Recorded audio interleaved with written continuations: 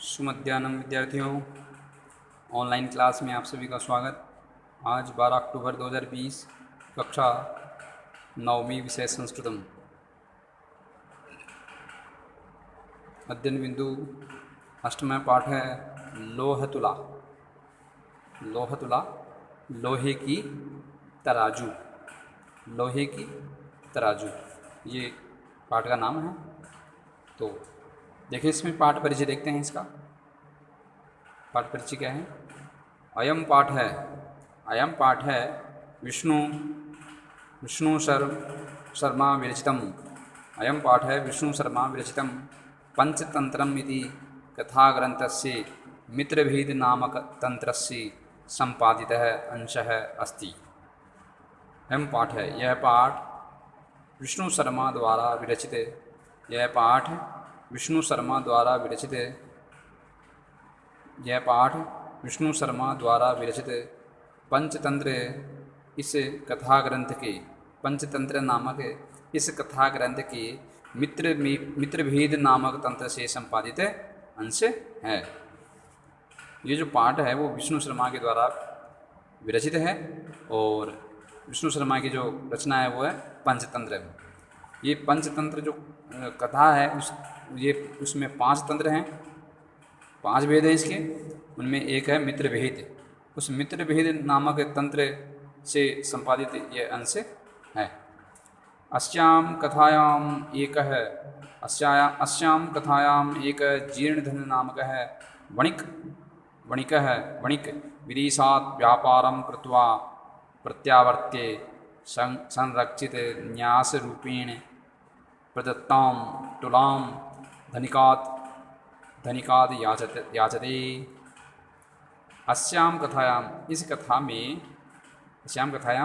कथा में एक जीर्णधन नामक वणिक है। एक जीर्णधन नाम का वणिक मतलब बणिया।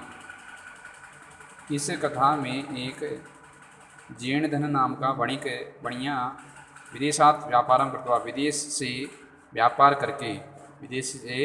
व्यापार करके प्रत्यावर्तत, वापस लौटकर संरक्षित न्यास रूपेण, संरक्षित रूप में, न्यास मतलब तो वह जो जीर्णधन है वह इस कथा में एक जीर्णधन नामक सेठ, वणिक सेठ भी कर सकते हैं, सेठ विदेश से व्यापार करके वापस लौटते हुए धरोहर के रूप में दी हुई तुला को धनिकात याचते, सेठ से मांगता है। वह जब विदेश गया था तो उसने जो उसके पास एक लोहे की जो तराजू थी उसको उस सेठ के पास रख गया रखने के लिए, और जब विदेश से वापस आया तो उसने सेठ से वह तुला मांगने लगा। परंच स धनिक वदति, लेकिन वह सेठ बोलता है कि तस्से तुलातु मूषके भक्षिता, कि उसकी तराजू को तो चूहे खा गए। ततः स वणिक धनिकस्य पुत्रं स्नानार्थं नदी प्रति नयति। उसके बाद वह सेठ धनिकस्य पुत्रम, धनवान के पुत्र को, के बाद वह सेठ धनवान के पुत्र को स्नान करने के लिए नदी की ओर ले जाता है। तम तत्र नीत्वा च स एकस्यां गुहायां निधीयते।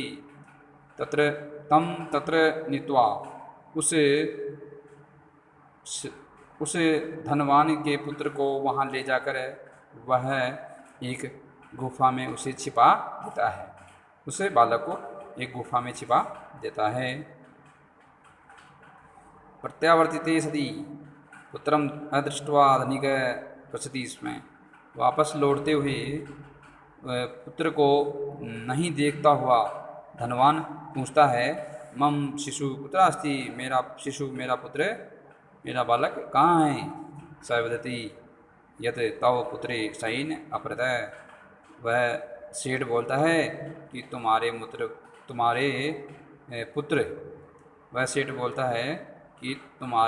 पुत्र को तो बाज के द्वारा अपहरण कर लिया गया है। तुम्हारे पुत्र का तो बाज ने अपहरण कर लिया। तदा उभौ विवदन्तौ न्यायालयं प्रति गतौ यत्र न्यायाधिकारिणः न्यायं कृतवन्तः। तब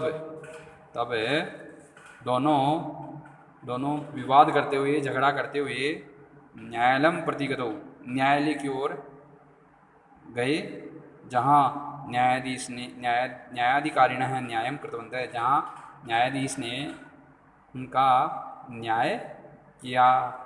ठीक है, ये जब उनके बीच झगड़ा, जब विवाद ज़्यादा हो गया तो वो न्यायालय गए और वहाँ न्यायाधिकारी ने उनकी जो न्याय जो है वो उसने न्याय की। तो इस प्रकार से देखो, ये है पाठ परिचय। पाठ परिचय के बाद में अब आता है, पाठ की शुरुआत करते हैं कि आसीत् कस्मिंश्चित् अधिष्ठाने जीर्णधनो नाम वणिक्पुत्र है। कस्मिंश्चित् अधिष्ठाने, कस्मिंश्चित्, ये इसका प्रसंग क्या हो जाएगा? प्रस्तुत गद्यांश हमारी संस्कृत की पाठ्य पुस्तक से उसी के लोह तुला नामक पाठ से लिया गया है। इस पाठ के लेखक विष्णु शर्मा हैं और यह पाठ पंचतंत्र नामक ग्रंथ के मित्रवेद नामक तंत्र से लिया गया है। यहाँ तक आ जाएगा। इस गद्यांश में व्यापारी पुत्र जीर्ण निर्धन हो गया और आत्मग्लानि का अनुभव करता है उस पर, और वो अपनी समृद्ध जीवन व्यतीत करता है।